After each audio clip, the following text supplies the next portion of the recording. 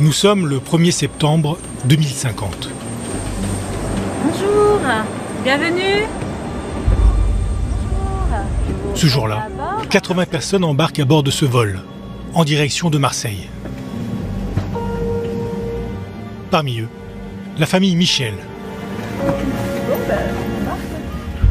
Eric, sa femme Louise et leur adolescent Thibaut partent en vacances pour la semaine. À bord, tout le monde s'installe tranquillement. Dehors, le temps est radieux.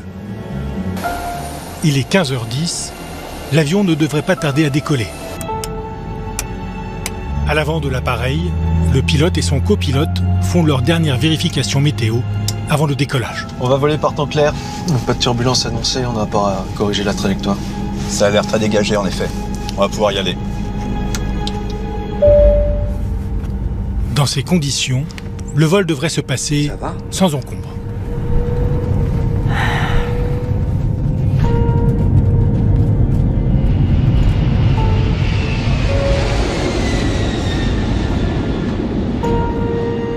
Alors que l'appareil atteint son altitude de croisière, l'hôtesse passe au milieu des passagers pour proposer une collation. Bonjour. Que désirez-vous boire, madame? Nous avons du thé, café, eau, jus de fruits. Bon, un verre d'eau, ça ira. Très bien.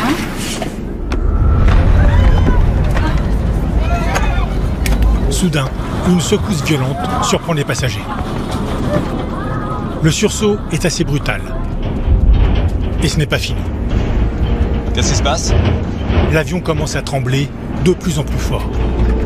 Il n'y a pas d'alerte sur le radar météo? Je prends les commandes. Je passe en manuel. Ils ne le savent pas encore, mais ces passagers sont victimes du réchauffement climatique. Des glaciers qui s'effondrent en Italie. Des tempêtes d'une violence inouïe en Corse.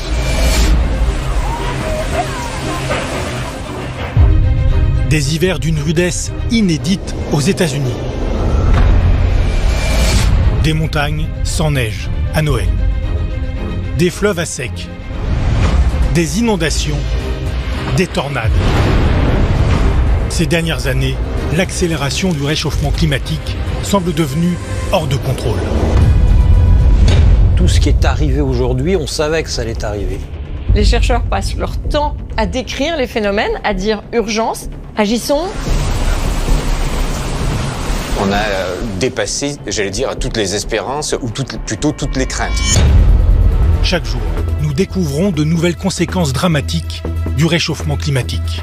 Là, vous êtes obligé de porter ça pour aller vous balader sur la plage. Tout à fait. Si j'avais été tout seul, j'aurais pu y rester, quoi. On fait une maison pour y rester toute notre vie, mais on est rendu au stade que la maison, si on pouvait, on s'en débarrasserait. Alors, comment vivrons-nous en 2050? Face aux menaces, certains imaginent déjà des solutions un peu folles. Les voitures volantes, mon Dieu! On va vous fabriquer des steaks cellulaires. Moi, j'ai pas du tout envie de manger des insectes sous quelque forme que ce soit. Les villes, envahies par les animaux, pourraient devenir dangereuses.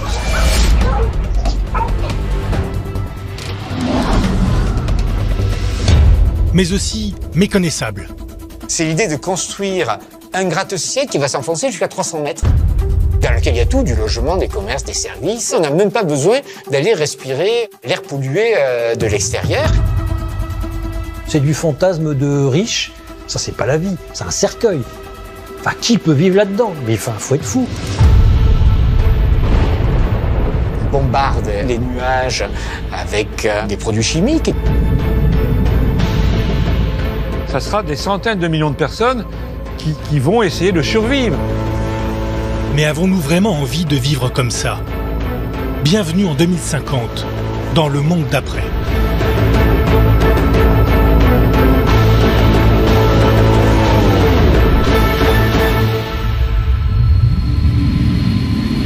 Dans l'avion, en direction de Marseille, ce 1er septembre 2050. Malgré un ciel très dégagé à l'extérieur, dans la cabine, c'est le chaos.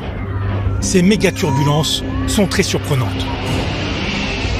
À cause des températures de plus en plus chaudes, les courants de vent se sont modifiés. Il faut redresser la trajectoire de l'avion précipitamment. L'hôtesse perd le contrôle.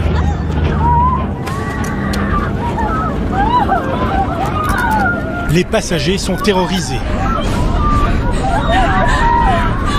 Notamment la famille Michel. Eric se cogne violemment la tête contre le hublot. Pendant 20 longues minutes, de violentes turbulences vont secouer l'appareil. Le pilote essaie de maîtriser la situation, tant bien que mal.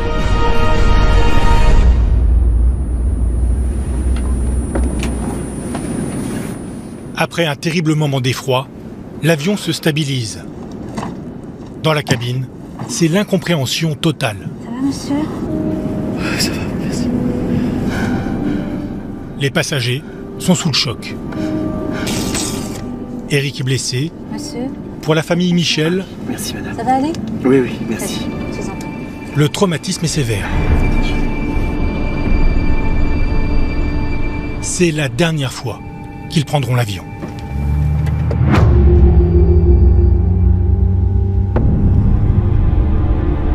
Et si ces méga-turbulences devenaient notre quotidien? Tous les prévisionnistes, même les moins catastrophistes, s'accordent à dire que le réchauffement climatique aura des conséquences terribles sur nos déplacements. Et les pilotes de ligne qui ont commencé à dire « Tiens, c'est bizarre, là, quand je fais New York-Paris sur les vents d'ouest, c'est un peu plus turbulent, ou c'est un peu plus rapide, ou alors il faut que j'aille les chercher plus bas, ou il faut que j'aille les chercher plus haut. » Le changement climatique, c'est aussi ça. Il y a ce qu'on peut appeler des cisaillements verticaux, c'est-à-dire des différences de vitesse de vent qui font que quand l'avion traverse ces zones-là, eh bien, il va y avoir des turbulences assez fortes. Et en fait, avec le réchauffement climatique, il va y avoir une augmentation de ces cisaillements verticaux qui vont faire qu'il y aura des turbulences plus fortes et éventuellement de durée plus longue. Mesdames et messieurs, bienvenue à bord de ce vol en direction de Paris-Charles de Gaulle. D'ailleurs, tout cela a déjà commencé. Regardez ces images de turbulences violentes qui se multiplient sur les réseaux sociaux.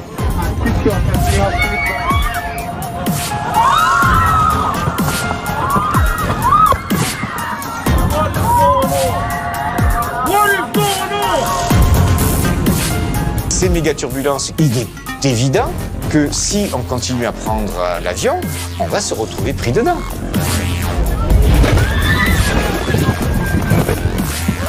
Et quand on tombera de plusieurs kilomètres de haut, je peux assurer que ça fera des dégâts. Face à un climat de plus en plus instable, les avions pourront-ils seulement continuer à décoller? En fait, l'avion, de plus en plus, va se retrouver au même rang que l'agriculture. C'est-à-dire presque totalement dépendant des aléas climatiques, des aléas météorologiques. Alors l'avion, il peut voler dans le gel, il peut voler dans la neige, il peut voler quand il fait très chaud, sauf que quand il fait vraiment trop chaud, quand il neige vraiment trop, l'avion, il est cloué au sol. Fin décembre 2022, aux États-Unis. Le blizzard du siècle a empêché près de 15 000 vols. Des avions pétrifiés par la glace.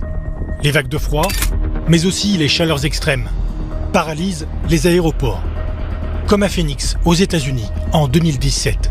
Avec une température proche des 50 degrés, 43 vols ont dû être annulés en l'espace de quelques heures.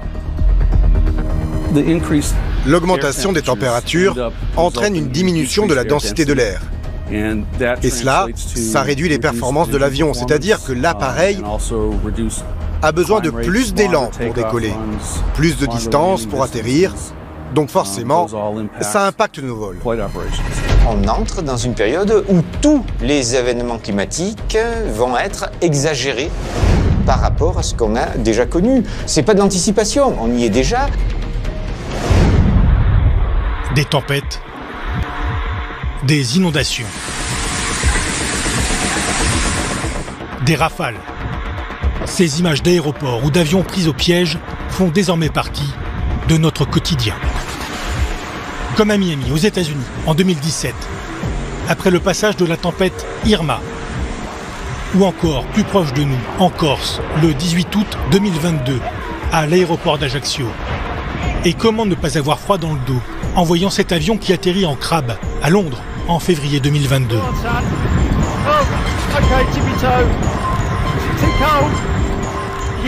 Autant de drames évités de justesse, tous liés au réchauffement climatique. Alors, si l'on ne fait rien, pourrons-nous encore nous déplacer en 2050 en toute liberté ? Que faut-il faire pour inverser le phénomène ?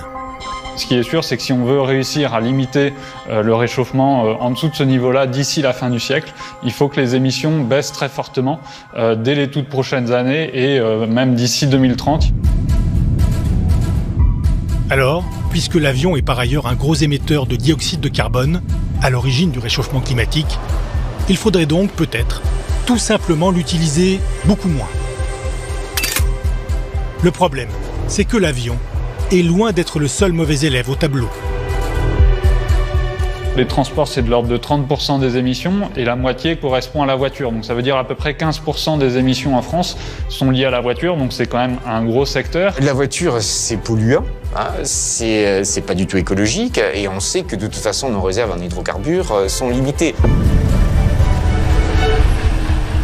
Ça fait 50 ans qu'on nous prédit l'atteinte du fameux peak oil, c'est-à-dire le moment où en fait on touche au maximum des réserves facilement exploitables. Sauf que ce peak oil, année après année, il bouge. Pour une raison simple, c'est que à mesure qu'on arrive près du fond, il devient rentable de creuser encore.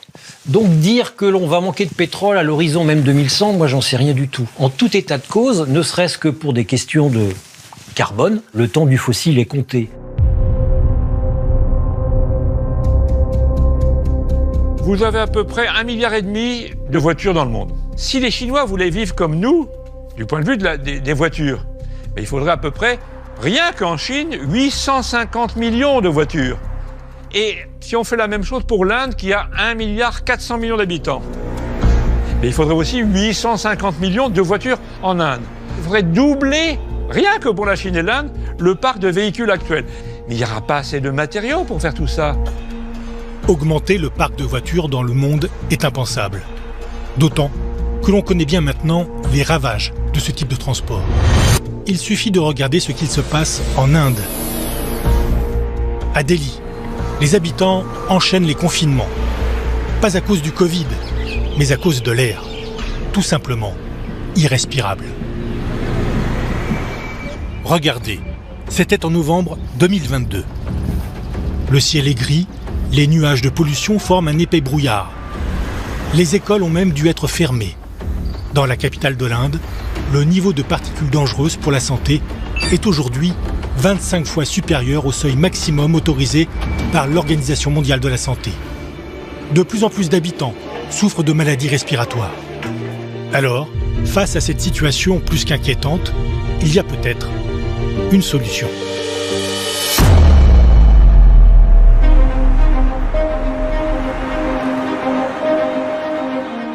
On cherche le Saint Graal. On a cru le trouver avec le charbon, puis le pétrole, puis le nucléaire. Maintenant, c'est les éoliennes, les panneaux photovoltaïques et la voiture électrique. C'est un vieux fantasme, la voiture électrique. Mais le remède ne serait-il pas pire que le mal ? Il faut la produire, l'électricité. Et comment ça se produit ? Il y a des coûts environnementaux qui sont très très forts, ne serait-ce que pour les batteries. Le lithium, tout ça. En termes écologiques, pour l'instant, c'est pire que le thermique. Il faut dire les choses telles qu'elles sont, non pas à l'usage, mais sur la totalité de la vie d'une voiture. Il y a plusieurs métaux qui sont nécessaires à la fabrication de la batterie. Il y a notamment du lithium, qui est une ressource assez stratégique. La voiture électrique, ce sont des mines qui vont chercher du lithium. C'est des usines bien dégueulasses qui fabriquent de la batterie. Aujourd'hui, plus de la moitié du lithium mondial est extrait en Amérique du Sud, dans des usines comme celle-ci. En tout, ce sont plus de 51 millions de tonnes de lithium qui dorment dans les sous-sols chiliens, boliviens et argentins, ce qui ne va pas sans poser de gros problèmes environnementaux.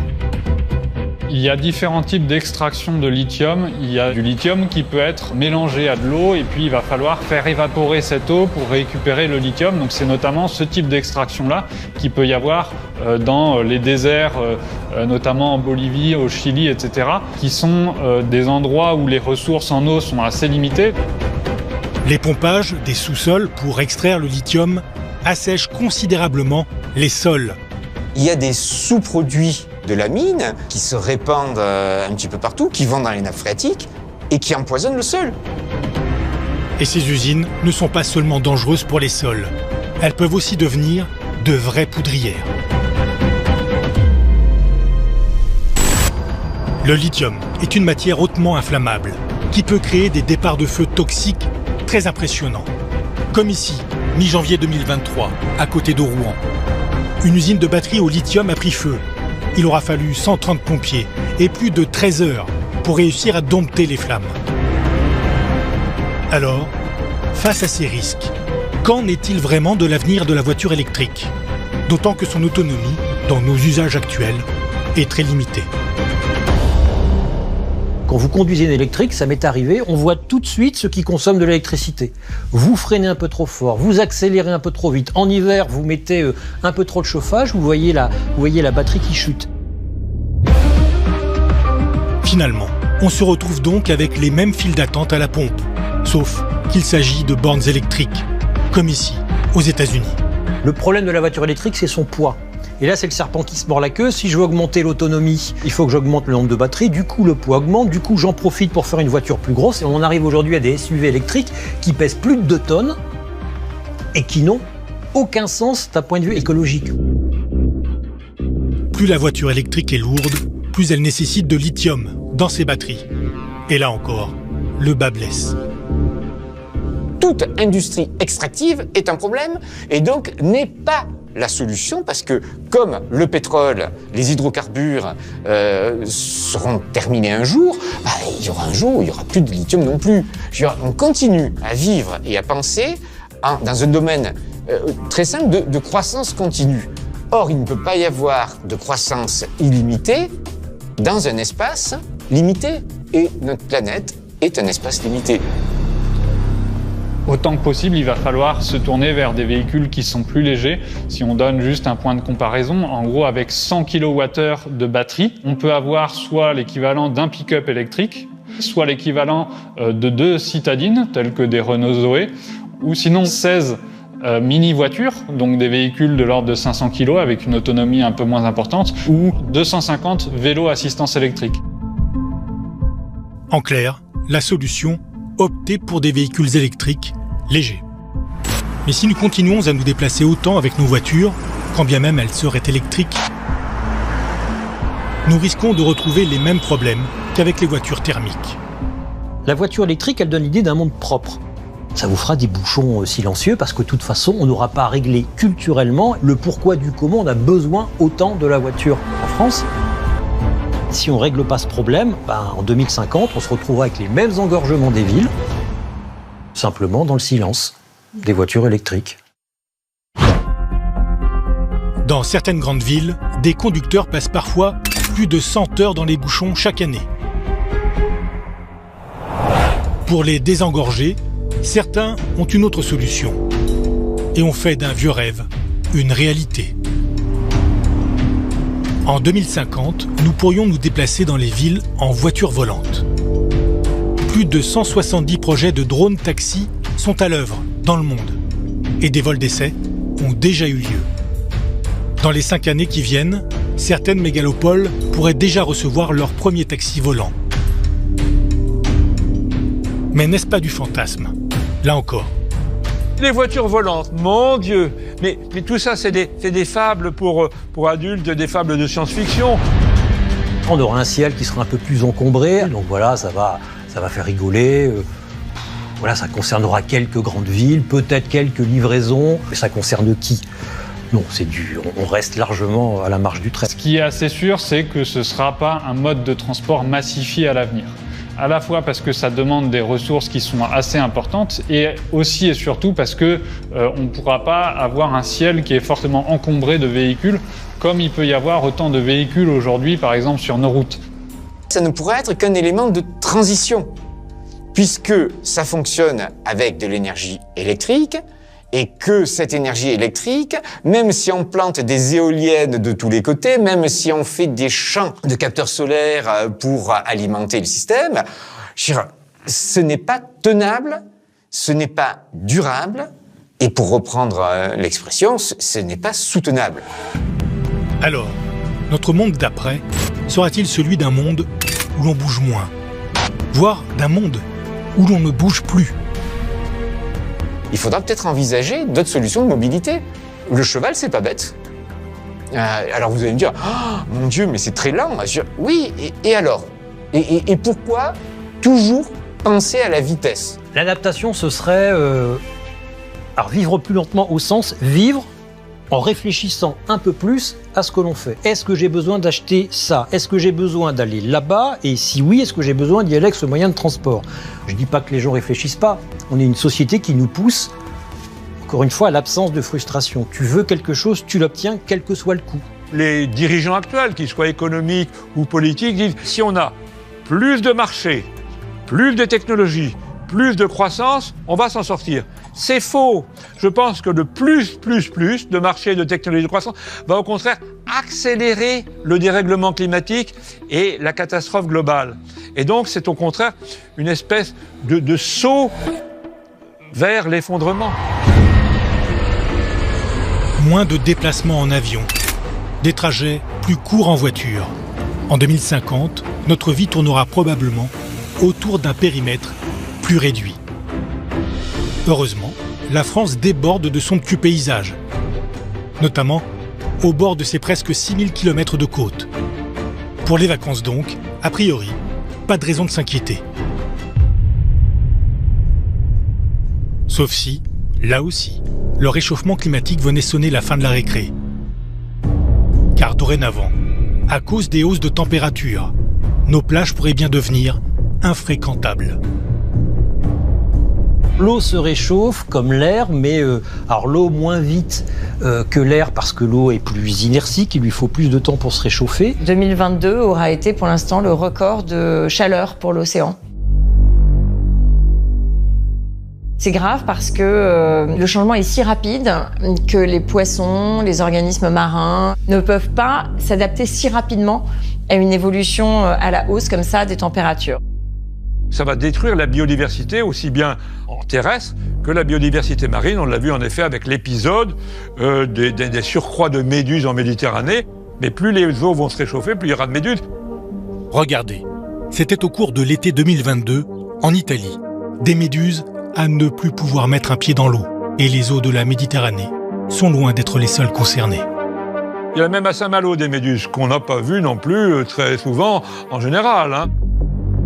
En plein hiver, on a vu aussi apparaître sur les plages de Vendée une cousine de la méduse, la physalie, aussi appelée galère portugaise, en raison de sa forme. Une espèce très venimeuse, originaire des Caraïbes. Les méduses sont exactement le signal qu'il faut bien entendre sur des océans qui sont d'abord surexploités et aussi pollués, puisque quand on a un bassin d'eau qui se réchauffe, qui est pollué et qui n'a plus d'êtres vivants, évidemment, on arrive sur des phénomènes qui sont spectaculaires.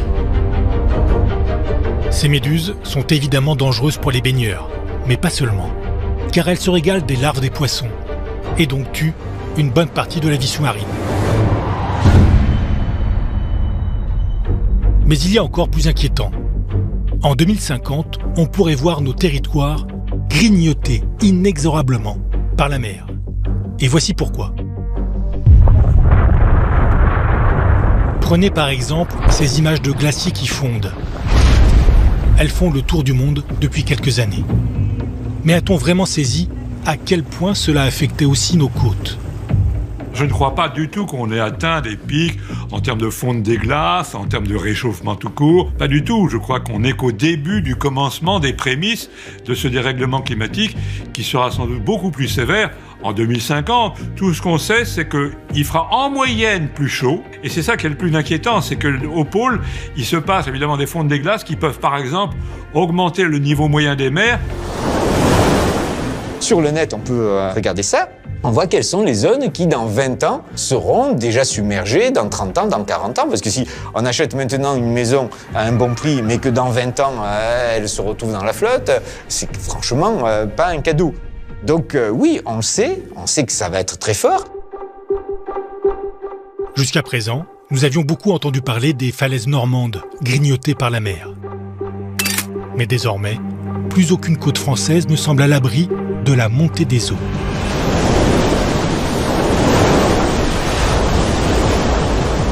En 2050, il est possible que la Camargue méditerranéenne ne soit plus habitable, simplement parce que le niveau des mers aura augmenté à cause de la dilatation de l'eau sous l'effet de la chaleur et aussi à cause de la fonte des glaciers. La Camargue pourrait disparaître. Elle est déjà régulièrement noyée sous les eaux. Mais d'autres littoraux méditerranéens sont aussi menacés. La Corse découvre sur certaines zones en érosion. Bah oui, c'est toutes les parties de la Corse qui sont à fleur d'eau, où il n'y a pas de falaise, les côtes meubles qui sont plus faciles à éroder par une mer un peu plus haute. Alors, que faire lorsque la montée des eaux semble inéluctable ? On avait depuis 1900 une augmentation du niveau de l'océan d'environ 1,7 mm par an, mais là on a doublé. On va 2 fois plus vite. On est à au moins 3,2 voire 3,4 mm par an d'augmentation. Donc ça nous fait un horizon de 80 cm de plus de niveau des mers d'ici la fin du siècle, si on ne fait pas ce qu'il faut, c'est-à-dire qu'on décarbone massivement et immédiatement toute notre économie. Ça veut dire aussi que ces événements climatiques sur les côtes vont être ravageurs pour tout le littoral. Même si on agit maintenant, encore une fois, c'est comme le Titanic. Vous voyez l'iceberg et vous dites « mince, il faut donner un coup de barre ». Mais la masse du navire, la vitesse déjà prise fait que ça va mettre du temps avant de tourner.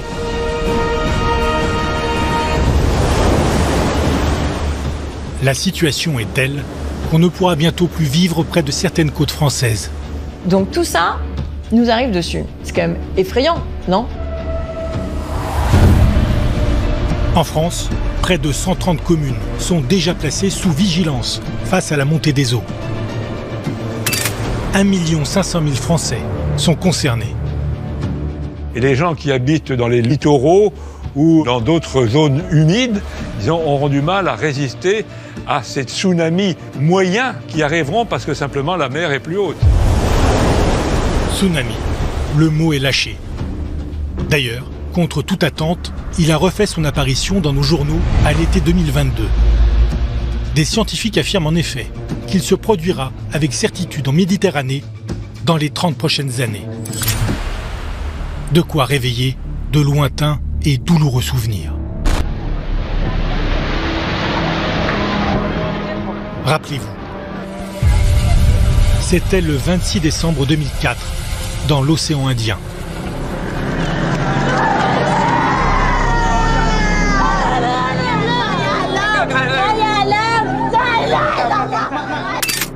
À l'origine, un tremblement de terre de 9,1 sur l'échelle de Richter. Il a provoqué le plus long raz-de-marée jamais enregistré. 1300 km de long. Au total, plus de 200 000 personnes ont été emportées par les vagues. Mais comment une telle menace pourrait-elle nous concerner ? Le risque de tsunami en Méditerranée, on fait comme s'il n'existait pas, mais c'est une évidence. La Méditerranée, c'est une mer quasiment fermée. Il repose sur des plaques enchevêtrées les unes aux autres. Et une des failles les plus importantes, elle arrive pile poil sur Nice. Donc on sait pertinemment qu'un jour ou l'autre, Nice sera concernée par ou bien un tremblement de terre Maus, ou bien les conséquences d'un tremblement de terre, c'est-à-dire un tsunami. Il suffit d'une vague de 50 cm un peu rapide pour soulever une bagnole et la projeter 10 mètres plus loin. Les conséquences, on les connaît, c'est des villes qui ne sont pas adaptées à ça. Donc c'est des bâtiments détruits. En prenant la crise climatique dans la longue durée et en pensant à son évolution dans la longue durée, on se rend compte qu'on a bâti dans des endroits où il n'aurait pas fallu bâtir. Et bien, maintenant que la nature reprend ses droits, ça se paye. D'ailleurs, cela peut paraître incroyable, Mais en 1979, un tsunami avait déjà eu lieu à Antibes. Une vague de 3 mètres de hauteur avait détruit certaines zones du port. Il y a eu une grosse vague où il y a un tsunami en 79 à Antibes, mais c'est toujours pareil, on reste des humains, donc on oublie vite. De la même façon qu'on a une sécheresse, puis ensuite on a la pluie, donc on oublie la sécheresse. Là, on a été capable de reconstruire assez vite, mais on a oublié, même si les gens savent, on vit avec ce risque, et pour vivre avec ce risque, on ne le regarde plus. Il y a une forme de suicide de l'espèce. L'espèce humaine, elle a beaucoup proliféré avec tous les dégâts, toute l'empreinte écologique, évidemment, que ça a causé. Et donc, est-ce que l'espèce humaine serait menacée? Oui, elle est menacée. Des espèces invasives, des plages qui partent en miettes sous l'effet de la montée des eaux, des tsunamis. Et le pire est peut-être encore à venir. Car un autre danger nous guette, un scandale sanitaire majeur dont très peu de personnes n'osent parler. En 2050, à cause du réchauffement climatique, nous pourrions être sévèrement intoxiqués sur de nombreuses plages de France, parfois jusqu'à la mort. L'arrêté préfectoral est tombé depuis 8 heures ce matin, ce 1er juillet 2050. Toutes les plages du nord de la France jusqu'aux Landes sont strictement interdites jusqu'à nouvel ordre. Et pas seulement à la baignade. Vous n'avez plus le droit de vous y promener, sauf si vous êtes équipé de bottes et de masques à gaz. La coupable, c'est l'algue verte, dite l'algue tueuse. Avec la canicule qui règne sur le pays, elle est de retour et elle libère un gaz mortel. Alors faites très attention. On imagine évidemment l'inquiétude des professionnels, hôtels, restaurants de toute la façade ouest, dont les chiffres d'affaires vont s'effondrer. Si ce scénario relève pour l'instant de la fiction, vous ne le savez pas, mais certaines plages de France sont déjà hautement toxiques.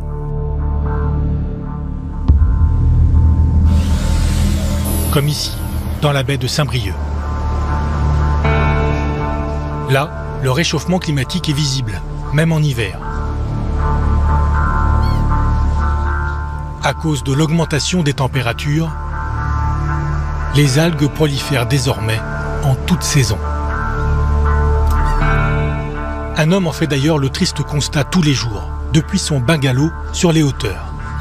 André Olivreau, c'est l'homme au béret rouge. Maintenant que les touristes ont fui, il se sent bien seul. Là, c'était noir de monde. Chaque famille de la grande ville avait sa petite plage privée. Voilà, c'était idyllique. Et aujourd'hui, il y a encore du monde qui vient sur cette plage? Un petit peu, mais bon, maintenant, comme elle a une mauvaise renommée et puis que c'est dangereux, c'est toxique, les gens renoncent à venir. Il faut dire que ces algues, qui ont envahi la plage, ne sont pas tout à fait comme les autres. Aussi incroyable que cela puisse paraître, elles peuvent être mortelles. Vous voyez là, on a des algues vertes qui, là, sont en train de se décomposer, ne sont pas ramassées. Ça ici? Voilà. Et donc ces algues, en se décomposant, vont produire plusieurs gaz, et notamment l'hydrogène sulfuré, qui lui est très violent. Et à forte dose, ça tue le vivant. Nous-mêmes, nous ne nous en doutions pas lorsque nous avons rejoint André et son ami Yves-Marie Lelay. Mais ici, c'est un peu Tchernobyl. Depuis plus de 20 ans, ces deux militants écologistes se battent comme personne d'autre dans la région pour faire connaître ce danger. Équipés de leurs boîtiers orange, ils mesurent régulièrement les gaz relâchés par les algues. Ce gaz, c'est l'hydrogène sulfuré, aussi connu comme l'H2S. 2 lettres et un chiffre qui peuvent vous empoisonner. Et justement... Eh oh, ça sonne. Voilà, ça sonne. Donnez-moi mon masque, vite fait. Une forte odeur d'œuf pourri se dégage. Les émanations d'H2S sont importantes. Sans protection, André pourrait perdre connaissance rapidement. Ah, ça pue, c'est horrible. Donc rappelez-vous, tant que ça sent, vous êtes encore vivant. Ouais, c'est clair. C'est rassurant. Pourquoi il y a besoin de mettre un masque? Parce que L'hydrogène sulfuré n'est pas seulement un gaz désagréable à l'odeur, c'est un toxique violent. Problème, le terrain est vaseux et très glissant. Ça va? Attends André, attends. Ça pue, dépêche-toi de me prendre. Non. Chaque minute compte. À haute concentration, l'hydrogène sulfuré relâché par les algues peut tuer aussi vite que du cyanure. Voilà ce que tu as. Non.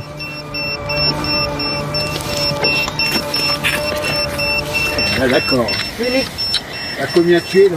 Ah bah j'en sais rien. Regarde. C'est en marchant sur les algues que nous avons libéré des quantités impressionnantes de ppm, l'unité de mesure de l'hydrogène sulfuré. Là, on a eu jusqu'à 474 ppm. Et à partir de 474, c'est dangereux, il faut dégager à partir de 10. À partir de 10, il faut commencer 10-20, il faut commencer à dégager. à partir de combien on peut mourir? 1000 ppm, perte de connaissance immédiate et mort en quelques secondes. Après sa frayeur, André décide de nous faire revêtir l'équipement qu'il avait prévu au cas où. Un accoutrement surprenant. Ça veut dire que pour aller plus loin, il faut qu'on s'équipe. Ah oui, là, tout à fait. Là, Et donc l'équipement, vous pouvez me montrer, c'est quoi en fait? C'est des lunettes? André. C'est déjà les lunettes pour pas avoir les yeux oxydés. Et puis mettre le masque à gaz. Vous êtes obligé de porter ça pour aller vous balader sur la plage? Tout à fait. Si j'avais été tout seul, j'aurais pu y rester, quoi. Parce que le taux d'H2S dégagé, si vous voulez, si c'est à 1000 ppm, vous mourrez d'un seul coup. Mais même à 200 ppm, si vous restez 5 minutes là, vous vous évanouissez et puis vous finissez votre vie, quoi. Sans masque, au moment de sa chute, André souffrira quelques heures après notre tournage d'une conjonctivite et de problèmes respiratoires, le temps d'une après-midi. Donc ça c'est pour moi? Alors ça oui. Et ça vous paraît pas dingue quand même que pour une balade sur la plage, aujourd'hui on soit obligé de porter des masques comme ça? Mais ce qui est encore plus dingue, c'est que personne ne sait que pour venir sur cette plage, il faut s'équiper comme ça. Et qui aura ce genre d'équipement? Évidemment. D'habitude, quand on est sur la plage, c'est le seau et les pelles pour les enfants. Bon. Je ne sais pas s'il existe des masques contre l'H2S pour les enfants. Je ne suis pas persuadé. Face à la menace, en 2050, nos enfants devront-ils porter des masques à gaz pour aller jouer sur la plage? Mais pourquoi ces algues vertes sont-elles si toxiques? Ces algues vertes, c'est des végétaux, elles ont besoin d'engrais naturels, azote, potassium, phosphore. Et en Bretagne, c'est le bonheur, parce qu'il y a des cochons partout. Car en plus du réchauffement climatique, l'autre coupable, c'est lui, le porc, élevé intensivement en Bretagne. Et les cochons, ça fait beaucoup de caca, et dans ce caca, il y a beaucoup de phosphore qui finissent dans l'eau. Voilà, tout ça est entraîné par lessivage, par la pluie. Ça finit sur le littoral, et ça nourrit les algues. Et les algues finissent par occuper tellement de terrain qu'il n'y a plus de vie possible en dessous. Voilà, c'est la facture, comment dirais-je, de notre volonté, il y a quelques années, d'avoir imposé à la Bretagne de faire du cochon.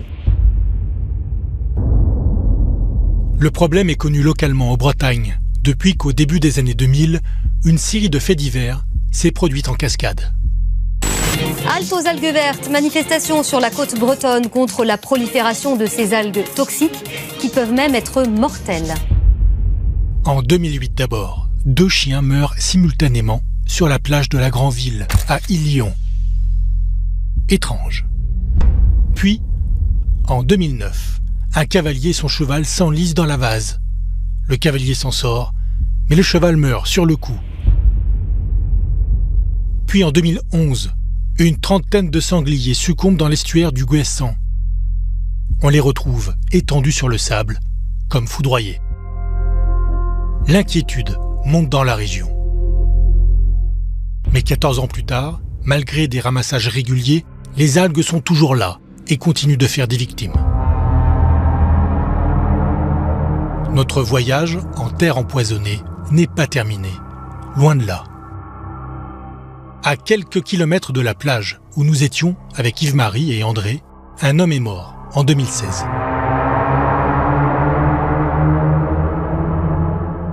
Ici, Dans l'estuaire du Gouessant, Jean-René Auffray, 50 ans, était parti faire son jogging le long de la rivière, accompagné de sa chienne. Il n'en est jamais revenu.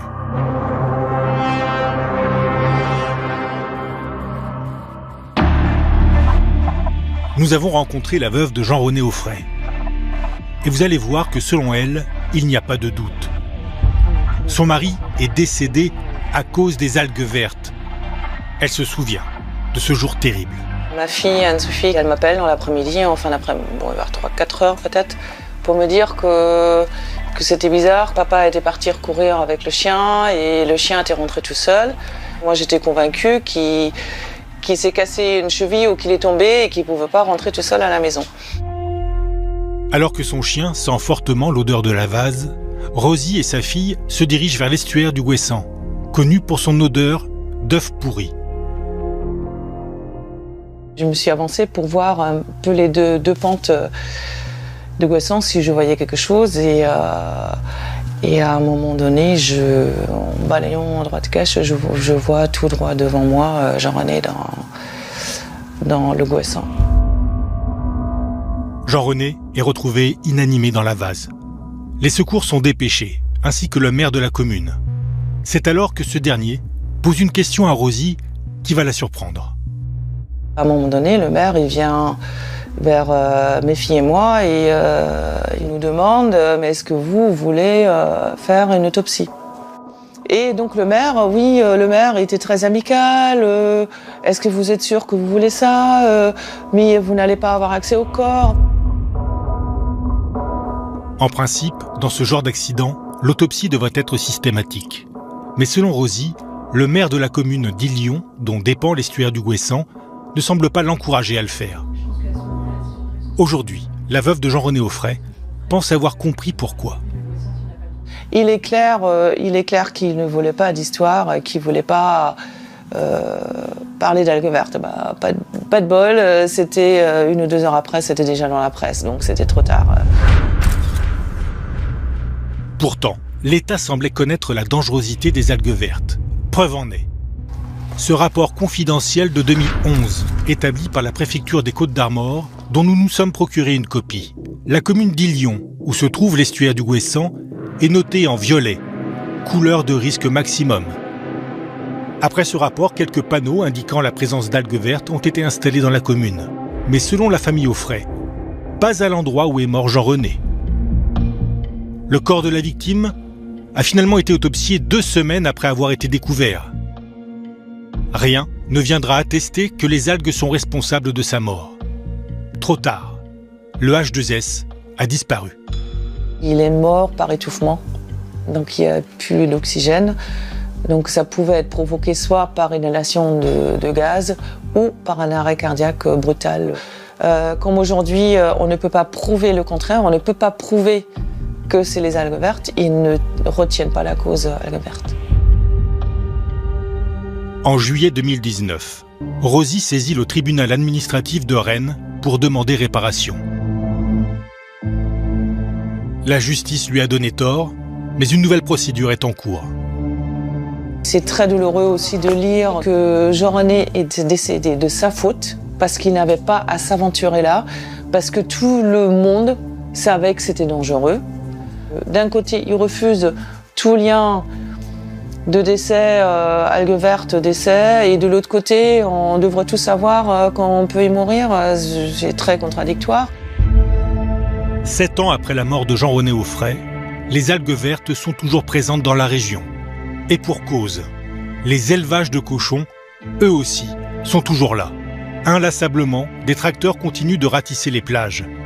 Mais est-ce bien raisonnable ? La solution qu'on trouve, c'est quoi ? C'est de faire venir des tractopelles pour les enlever. Pour moi, la solution, elle n'est pas là. Elle est encore une fois pas en aval, elle est en amont. Et si on changeait les modes de production agricole pour éviter qu'il y ait autant de déchets biochimiques qui aillent dans les rivières et dans la mer. Alors, si l'on veut pouvoir encore aller sur nos plages en 2050 et ne pas vivre dans une France recouverte d'algues vertes, ne faut-il pas renoncer aux élevages intensifs ? Partout dans le monde, des humains cherchent des solutions, Et vous allez voir que certaines ont de quoi surprendre. En Chine, dans la province de Wuhan, un tout nouveau gratte-ciel a été inauguré en octobre 2022. Une sorte d'hôtel à cochons sur 26 étages, avec à chaque niveau 25 000 bêtes. Au total, ce sont 650 000 cochons, soit 20 fois plus que dans les plus grandes fermes françaises. En matière d'élevage intensif, on a rarement fait plus grand. On fait, comme pour les porte-conteneurs, comme pour les avions géants, on fait une massification. C'est-à-dire qu'on réunit au même endroit un nombre maximal de cochons. En gros, on met un tuyau devant, un tuyau derrière, et on injecte exactement ce qu'il faut de nourriture. Mais à la différence des élevages de porcs que nous connaissons en Bretagne, celui-ci est censé être propre.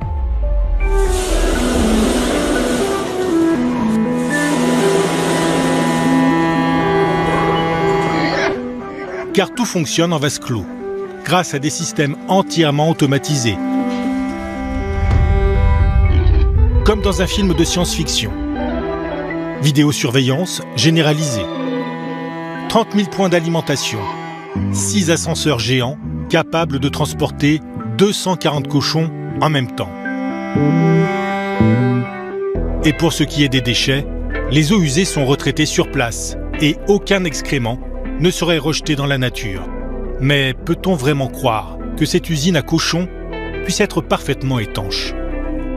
Certains vous disent, oui, mais même sur les effluents d'élevage, donc les caca et les pipis, on va mettre ça dans une unité de méthanisation ou on va valoriser ça sous une forme ou sous une autre. Ben non. La meilleure façon de faire, c'est de ne pas polluer, c'est pas de compenser la pollution ou de ne pas bricoler pour exporter cette pollution. C'est ça la méthanisation. Si ces personnes en Chine vous disent qu'elles maîtrisent le problème, eh bien dans 2 ans, on en verra les conséquences. Et puis, cette porcherie géante pose d'autres problèmes.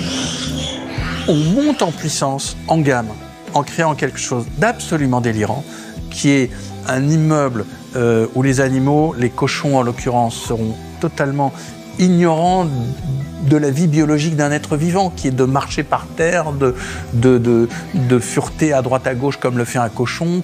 Ils seront pris simplement comme un organisme biologique, une pièce dans une usine où tout sera automatisé. Il n'y aura quasiment pas d'humains.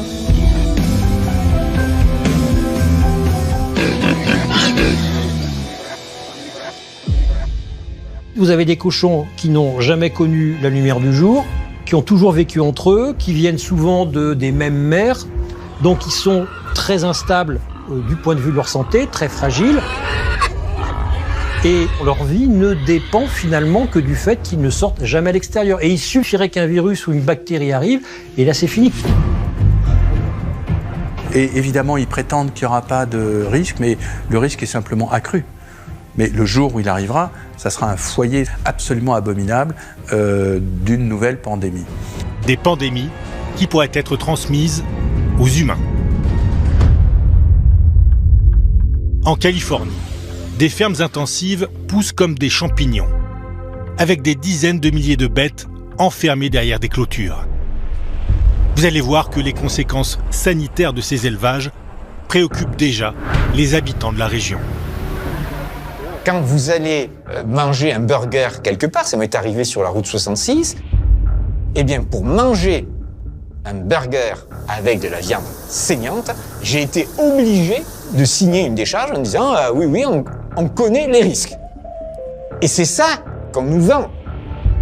Alors, pour limiter les dégâts des élevages intensifs sur notre planète et sur la santé humaine, ne faut-il pas tout simplement réduire drastiquement notre consommation de viande? Il faut qu'on change ce modèle. Si on veut vivre normalement en 2050, en étant globalement en bonne santé, il faut sortir de cette idée de la consommation, par exemple, de viande, qui au demeurant est extrêmement réduite dans l'histoire. C'est en 1950 qu'on a commencé à manger à grande échelle beaucoup de viande. On peut peut-être fermer cette parenthèse. Certains l'ont compris, mais cela leur a donné une idée encore plus folle. En Californie, aux États-Unis, voici les bâtiments d'Upside Food, une entreprise mondiale qui crée de la viande sans animal, ou presque. Et si l'on en croit son film promotionnel, c'est très bon. Waouh. Waouh. Ah oui, c'est du poulet. Ça s'appelle de la viande cellulaire. La viande cellulaire, c'est le développement de cellules, finalement. Alors, cellules de viande de porc, cellules de viande de bœuf en particulier, et que l'on fait développer au laboratoire pour produire des tissus de ces cellules amalgamées et qui constitueront les steaks de demain.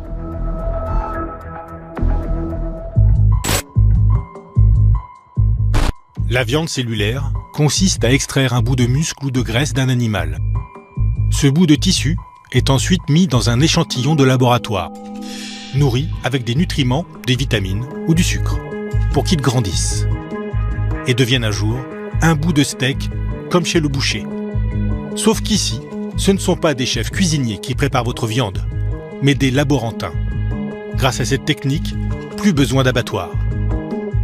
Mais là encore, est-ce vraiment une alternative raisonnable à l'élevage industriel ? Moi, je veux produire plein de viande, plein de protéines. Ou bien je fais un hôtel à cochon comme en Chine, ou alors finalement, vu que le cochon là se résume à un tas de protéines, bah, autant cultiver les protéines en laboratoire.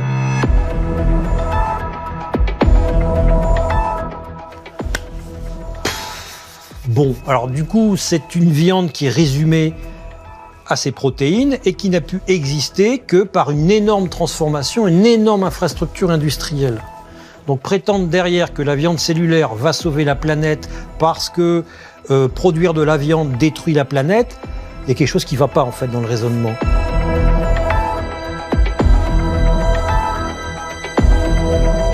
Je suis pas sûr que ça arrange réellement les choses. De toute façon, la solution d'aujourd'hui, c'est le problème de demain. Je crois qu'on a des comportements à la fois excessifs, mais on a aussi des réponses qui sont aussi tout autant radicales. C'est-à-dire, on va vous développer des porcheries de 650 000 individus de truies, on va vous fabriquer des steaks cellulaires, et à chaque fois, avec toujours des certitudes qui sont prononcées, c'est-à-dire, ne vous inquiétez pas, on contrôle tout. Sinon, il y a peut-être plus simple à produire que de la viande de laboratoire. Nous vous avons trouvé le futur remplaçant de votre pièce de bœuf préférée. Nous sommes dans le restaurant du chef Laurent Veillet. Dans son menu, il met à l'honneur un ingrédient un peu particulier. En entrée, c'est un sablé au grillon. Au grillon ? Oui. Grillon l'insecte ? Bien sûr, oui. Comme ceux qu'on a en Provence. Oui, mais on va pas prélever des insectes de la nature. Parce que ceux qu'on a dans la nature, déjà, il y en a très peu. Et il faut les préserver. Et surtout, ça pourrait être dangereux. Grillons ou larves, comme ces vers de farine. Le chef a ouvert ce restaurant il y a 6 ans et cuisine uniquement des plats à base d'insectes, sous toutes les formes.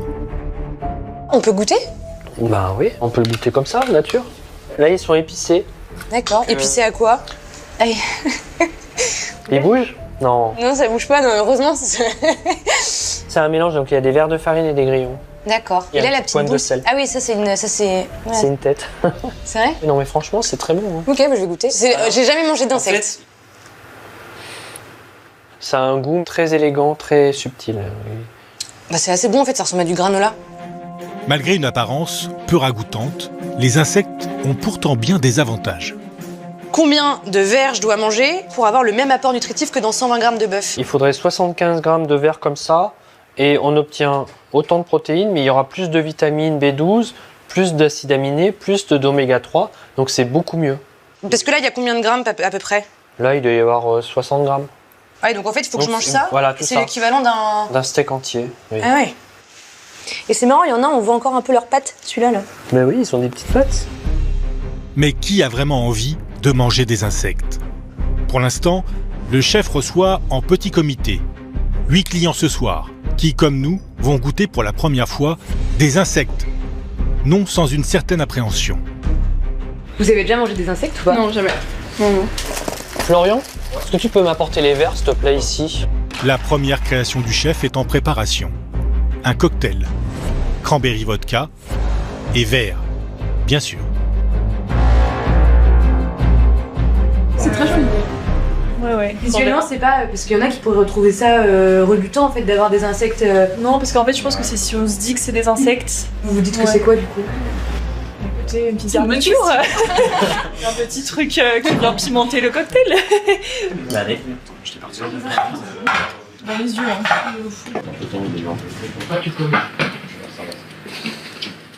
Alors, un bon glaçon qui masse très bien. C'est très super bon. 5 plats sont au menu dégustation ce soir.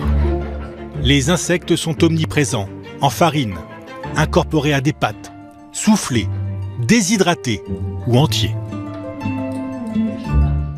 Si vraiment vous trouvez qu'il n'y en a pas beaucoup, j'ai proposé là des vers et des grillons dans le moulin à insectes.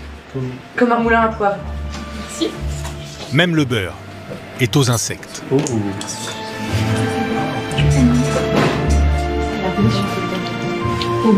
Avec le café. Comme du beurre salé là. C'est pas mauvais. Ah ouais, bah, c'est du beurre.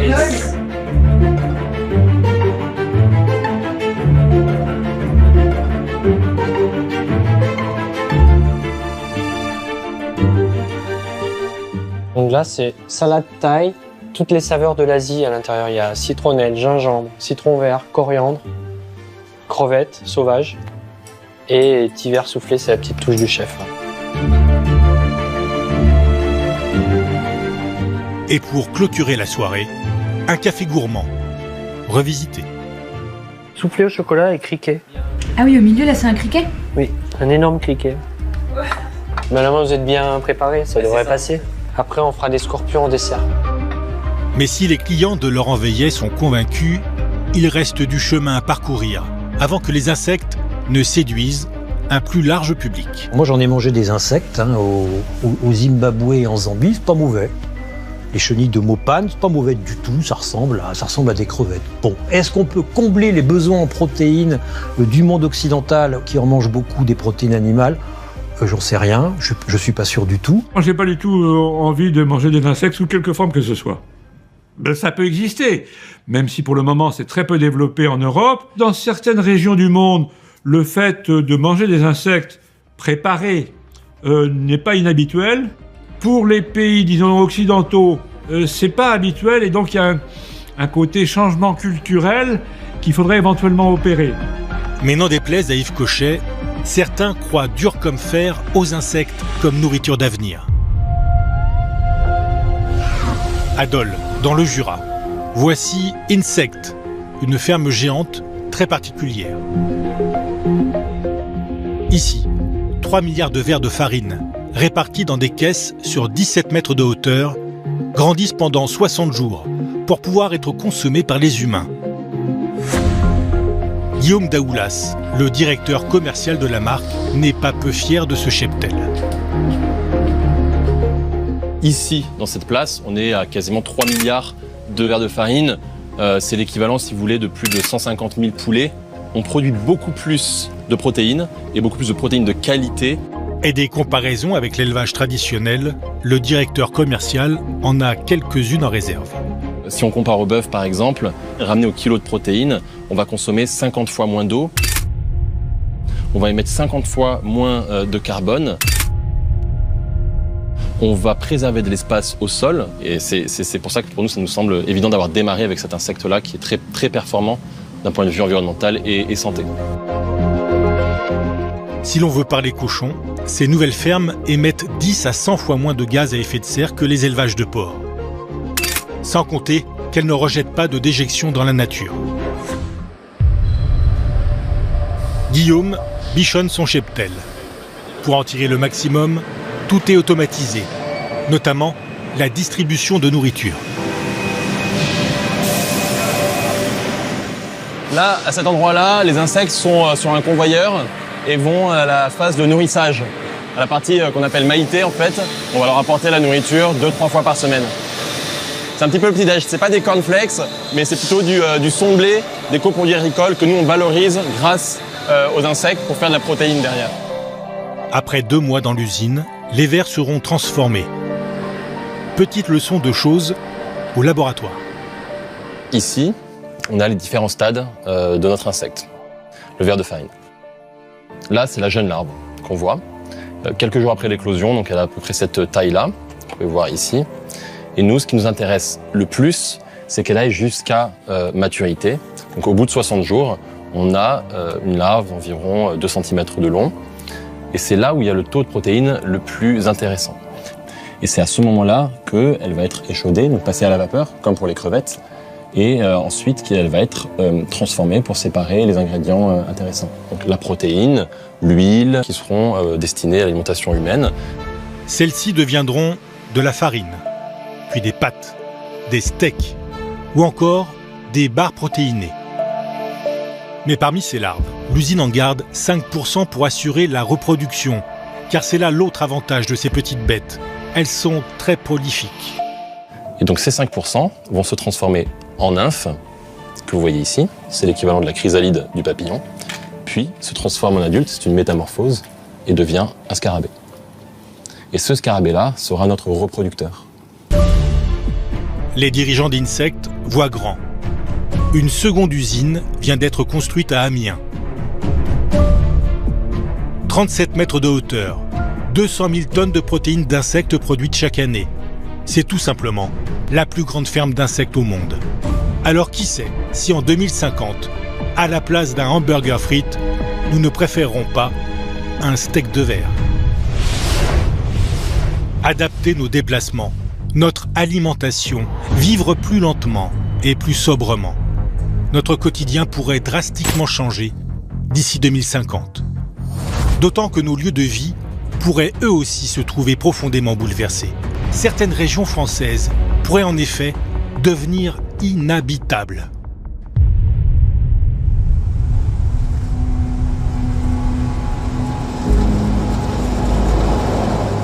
Nous sommes le 10 décembre 2050.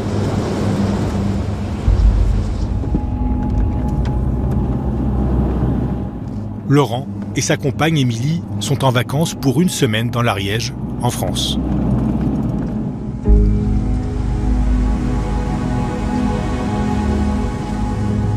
Ce jour-là, Laurent veut emmener Émilie dans un endroit très spécial pour lui. Le village où habitaient ses grands-parents.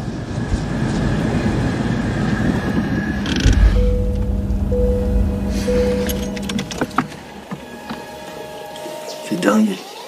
Avant, il neige jamais ici. La température était plutôt douce. Maintenant, il fait -10 en hiver et 40 en été. T'es prêt? On y va? Allez.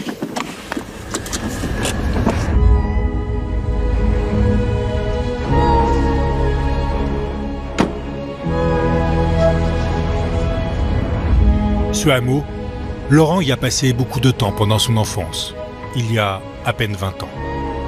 Aujourd'hui, tout a été déserté. Sous l'effet des dérèglements climatiques, les maisons se sont fissurées, les nappes phréatiques se sont vidées et le village est tout simplement devenu inhabitable. Après une énième canicule, tous les habitants ont dû quitter l'endroit à la fin de l'été 2023. C'était il y a 27 ans. C'est vraiment un village fantôme ici. On a du mal à croire que des gens aient pu vivre là. Tu m'étonnes que les gens soient partis. Oh, je reconnais rien du tout. Émilie, qui n'était jamais venue, n'en revient pas. Comment est-ce qu'une cinquantaine d'âmes ont pu un jour vivre ici ?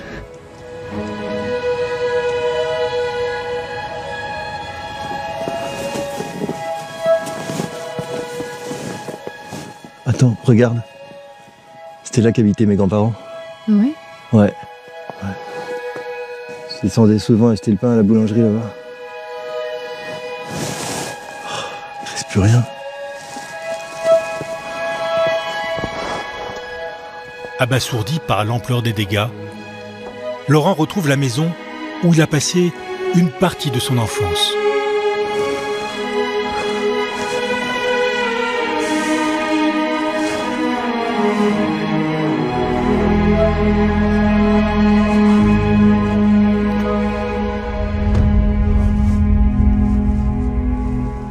Dans cette région, comme dans beaucoup d'autres en France, les variations des températures sont devenues tellement extrêmes que des centaines de villages comme celui-ci ont dû être abandonnés. À la place, les gens se sont retrouvés dans les grandes villes pour être protégés.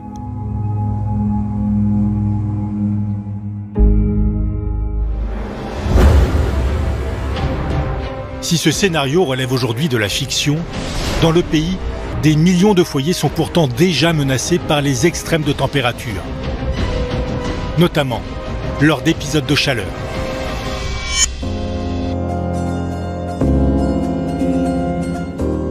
Nous nous sommes rendus à côté de Niort, à Saint-Gelais, une région qui a beaucoup souffert de la canicule pendant l'été 2022. Résultat, certaines maisons ont des fissures un peu partout, comme chez Pascal et Lynn Lambert.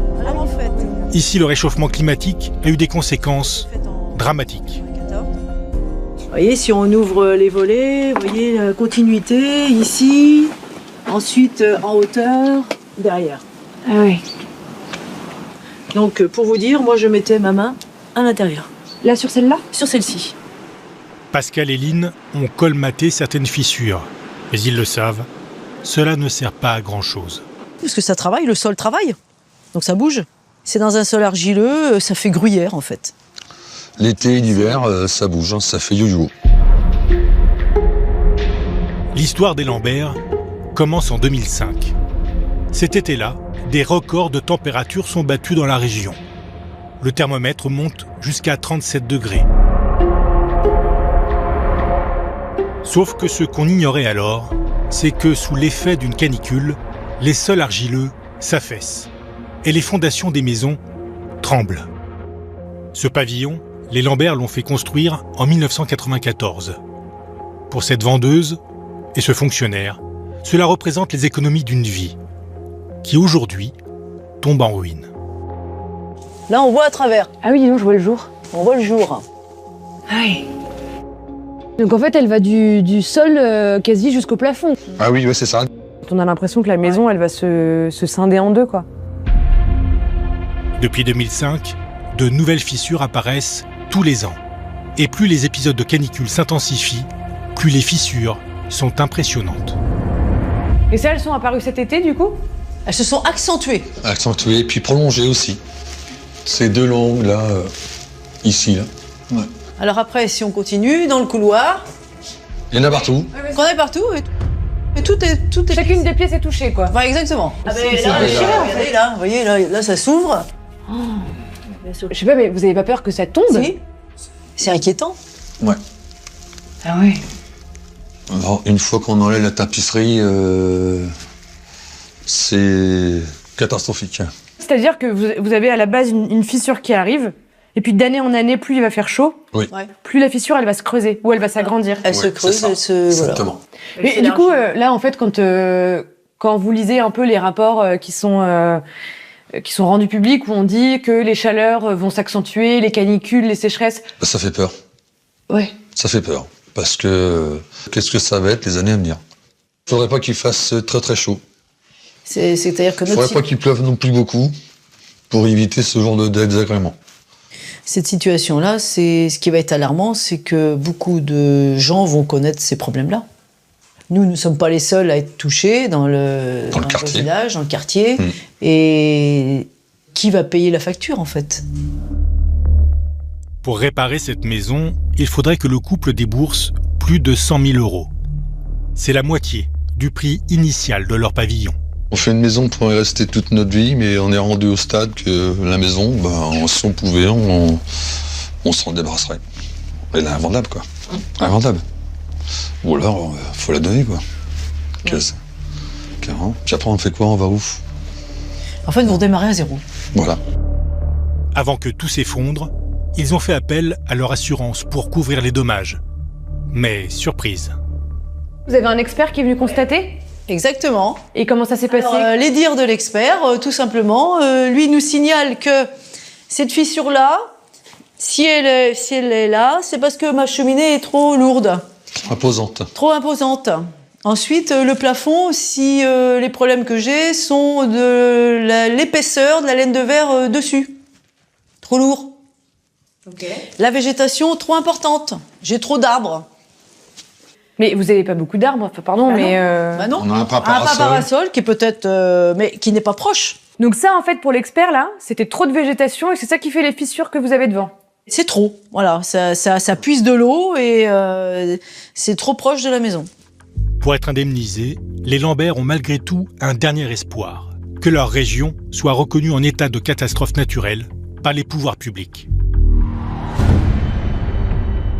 Dans le pays, plus d'une maison sur deux serait construite sur des sols menacés par les sécheresses et les mouvements de terrain.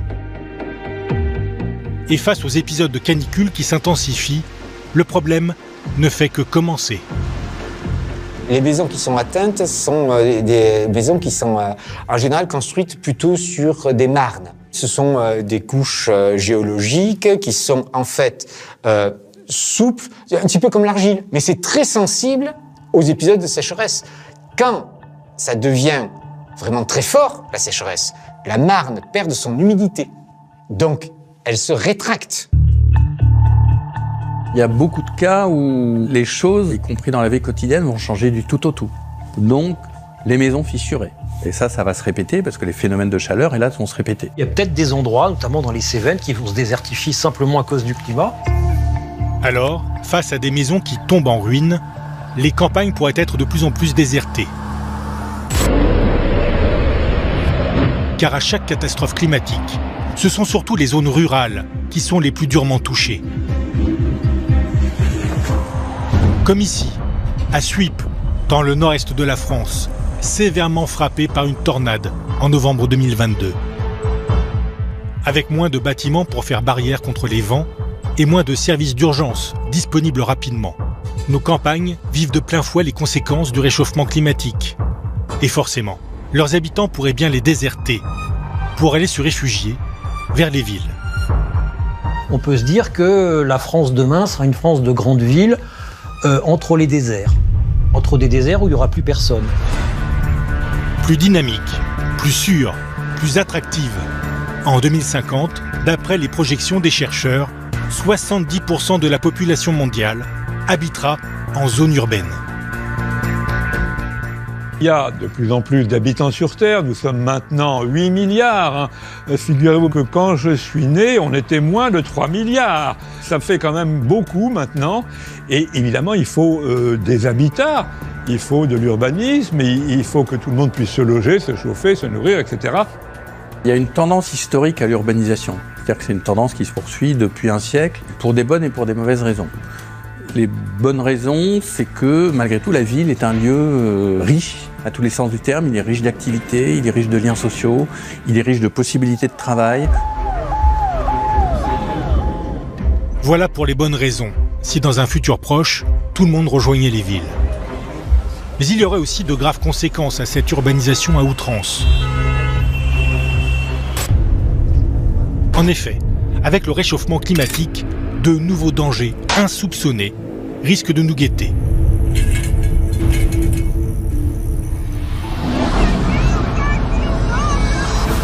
Regardez, sur le parking d'un supermarché aux États-Unis, une nuée incroyable d'oiseaux se forme. Ici, en pleine ville, un homme est pourchassé par une mouette.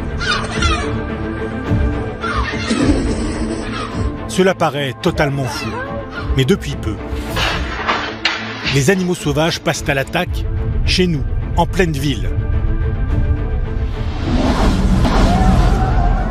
Là, un léopard surgit de nulle part et attaque un homme qui tente de l'attraper.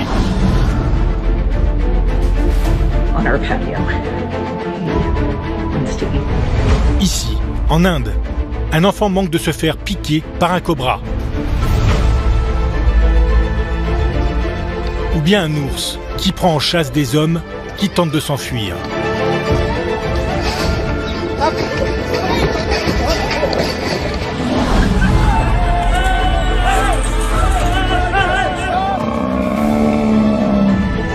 Ou encore un élan qui charge un homme en Alaska.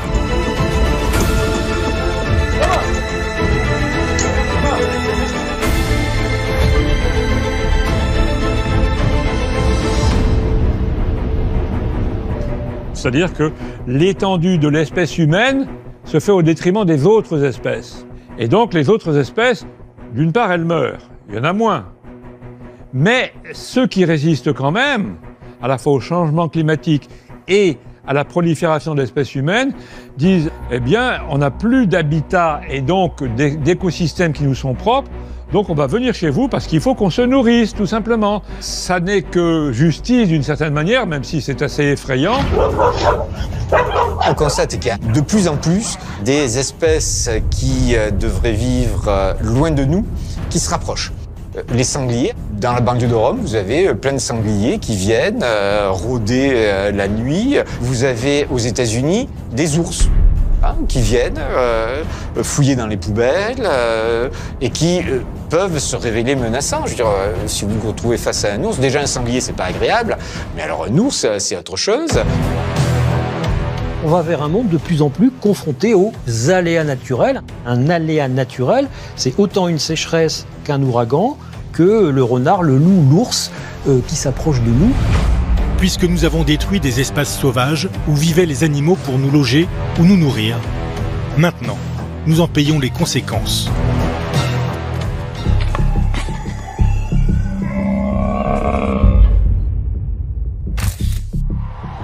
Des villes fragilisées par l'invasion des animaux, des campagnes de plus en plus vulnérables au dérèglement climatique. Où donc pourrons-nous vivre en sécurité dans le monde d'après? Croyez-le ou non, mais pour échapper aux catastrophes, certains imaginent vivre sous terre. Dans le monde, des cabinets d'architectes très sérieux se penchent sur cette solution. Ainsi, dans le monde d'après, nous pourrions vivre dans des gratte-terres. Au Mexique, par exemple. Une manière de gagner encore de l'espace pour nous loger sur une planète déjà très bétonnée. C'est l'idée de construire un gratte-ciel, mais qui va au fond de la Terre. Ils ont dit, tiens, on va prendre la place centrale de Mexico, on va mettre une dalle transparente dessus, et on va faire ce gratte-ciel qui va s'enfoncer jusqu'à 300 mètres. Dans lequel il y a tout, du logement, des commerces, des services. On est vraiment dans un monde clos. Il y a toute la nécessité. On n'a même pas besoin d'aller respirer l'air pollué de l'extérieur. Ce projet de gratte-terre, dans lequel l'air serait recyclé en permanence, est toujours en phase de recherche. Mais les plans font déjà un peu froid dans le dos. À vrai dire, vivre sous terre est un vieux fantasme des êtres humains. Mais comment vivre au 65e sous-sol d'une tour enterrée, sans lumière naturelle? Je plains les claustrophobes qui pourraient vivre dans le gratte-terre de Mexico, parce que ça doit pas être très très amusant. Alors, pour d'autres, la solution pour survivre en 2050 ne se trouve pas sous terre, mais dans les airs. En Arabie Saoudite, le chantier pharaonique d'une toute nouvelle ville a débuté en octobre 2022. Ici, en plein milieu du désert, sortira bientôt de terre The Line.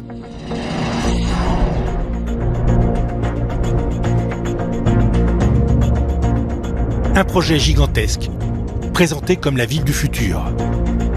Cette nouvelle mégalopole a de quoi donner le vertige. 170 km de long, qui traverse d'une seule traite le désert. 500 mètres de haut, soit plus d'une fois et demie la taille de la Tour Eiffel, et 200 mètres de large.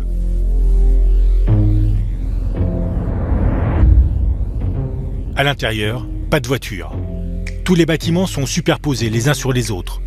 Toutes les commodités se trouvent à 5 minutes à pied de chaque logement. Un train super rapide permettrait de rejoindre un point à un autre de la ville en moins de 20 minutes.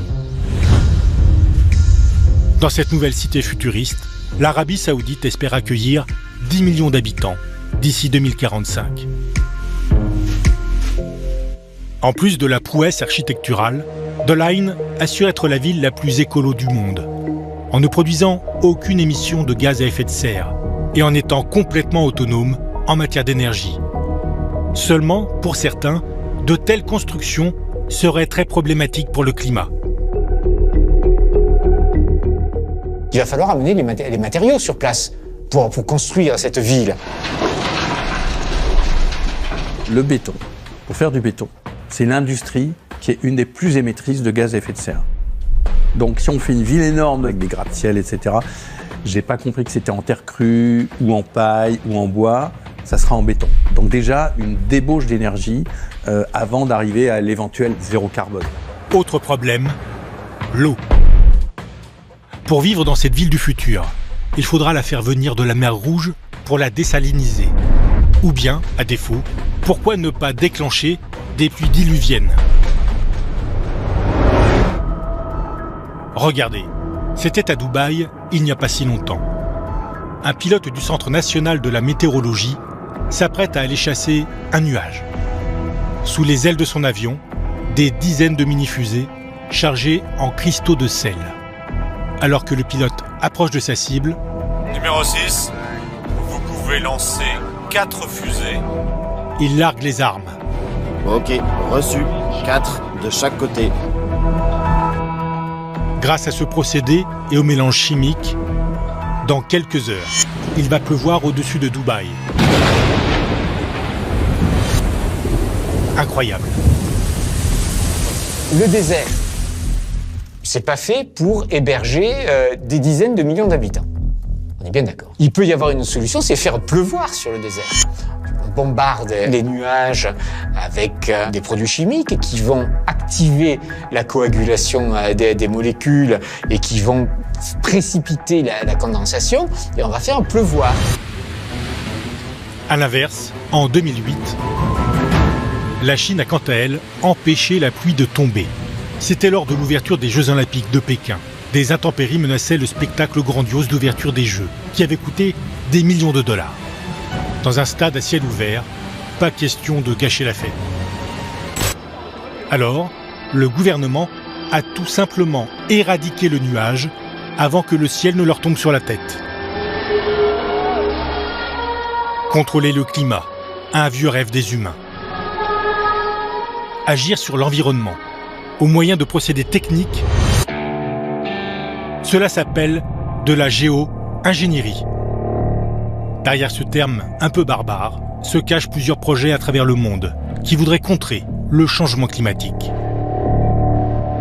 Alors la géo-ingénierie, c'est une connerie d'ingénieur et ça sert à rien. C'est très dangereux. On peut imaginer de faire pleuvoir ici et là, on peut imaginer de dessaler l'eau de mer pour faire face au fait qu'il y aura de moins en moins d'eau. Moi j'ai lu plein de trucs, donc on va balancer du soufre dans l'atmosphère parce que les microparticules absorbent une partie de la chaleur ou réfléchissent une partie de la chaleur. Ça pose deux problèmes. Le premier problème, c'est qu'on ne sait pas si c'est efficace. La deuxième chose, c'est que si on rentre dans ce cycle, on ne sait pas à quel moment on s'arrêterait. Au bout d'un moment, vous êtes pris dans une sorte de vicieux où il faut toujours aller de l'avant. En 2022, les Émirats arabes unis ont même annoncé leur dernier projet un peu fou. Tracter un bout d'iceberg depuis l'Antarctique jusqu'à leur station balnéaire de Fujairah, afin d'y créer un microclimat et pourquoi pas d'y reverdir le désert. Mais c'est pas du tout adaptable à l'échelle de la planète pour modifier le changement climatique. Et heureusement, parce que sinon, c'est ouvrir une boîte de Pandore, c'est jouer à l'apprenti sorcier. Et justement, jouer à l'apprenti sorcier ou au jeu du plus fort avec Mère Nature, on risque de s'y brûler les ailes. Le risque avec tout ça, c'est que ce qu'on gagne d'un côté, on va le perdre de l'autre. Tout est lié, tout est dans tout. Donc si je modifie le paramètre de fonctionnement d'un écosystème, du climat par exemple, à un tel endroit, de fil en aiguille, comme tout est lié, ça pourrait modifier les paramètres du climat bien plus loin. Alors, plutôt que de chercher des solutions toujours plus folles pour compenser le réchauffement climatique, ne vaudrait-il pas mieux se montrer plus raisonnable et vivre plus sobrement? On a des limites, on ne peut plus faire n'importe quoi. C'est plus possible. Et si on continue à faire n'importe quoi, comme on le fait depuis 50 ans, on va dans le mur et on va se réveiller à un moment parce qu'un seuil ou plusieurs seuils seront dépassés. La seule différence avec les dinosaures, par exemple, c'est que nous savons ce qui se passe. Nous sommes devenus assez forts pour nous détruire tout seuls. C'est un gros avantage par rapport aux tyrannosaures. Il y a 66 millions d'années, les dinosaures disparaissaient de notre planète. Aujourd'hui, à cause de nos modes de vie et de consommation toujours plus abondants et excessifs, c'est peut-être l'humain qui va bientôt disparaître.